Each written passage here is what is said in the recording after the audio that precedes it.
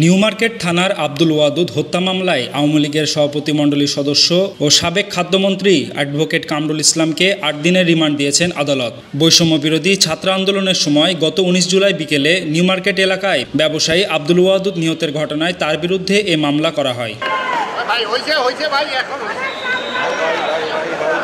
মঙ্গলবার সকালে তাকে আদালতে হাজির করে 10 দিনের রিমান্ড চেয়ে আবেদন করে পুলিশ।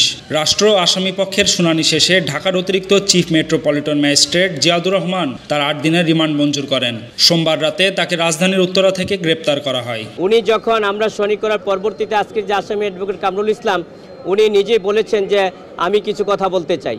বিজ্ঞ আদালতে সে পারমিশন দিয়েছেন এবং পারমিশন দেওয়ার পরে উনি আজকের যে আসামি উনি বলেছেন যে আমি ঢাকা বারের সম্মানিত সদস্য, আজীবন সদস্য, সুপ্রিম কোর্ট বারের সদস্য, আমি বারবার পার্লামেন্ট মেম্বার ছিলাম, আমি খাদ্যমন্ত্রীর দায়িত্ব পালন করেছি, আমি আইন প্রতিমন্ত্রীর দায়িত্ব পালন করেছি, যেখানে যে দায়িত্ব পালন করেছি যে নিষ্ঠা ও দক্ষতার সাথে দায়িত্ব পালন করেছি এবং সেই কথাগুলো উনি বলেছেন। এবং যে অসুস্থ সেটাও উনি বলেছেন, উনি ফ্রিডম ফাইটার ছিলেন সেটাও বলেছেন এবং ওনার বিরুদ্ধে যে অভিযোগ আনা হয়েছে সেই অভিযোগগুলো ভিত্তিহীন এবং মিথ্যা এবং উদ্দেশ্য প্রণোদিতভাবে সেই কথাগুলো উনি সাবমিশনে বলেছেন। গত 19 জুলাই বিকেল 5টায় নিউ মার্কেটের 1 নম্বর গেটের সামনে গুলিতে নিহত হন ব্যবসায়ী আব্দুল ওয়াদুদ। এ ঘটনায় সাবেক প্রধানমন্ত্রী শেখ হাসিনা, সাবেক সেতুমন্ত্রী ওবায়দুল কাদের সহ 130 জনের বিরুদ্ধে হত্যা মামলা করা হয়।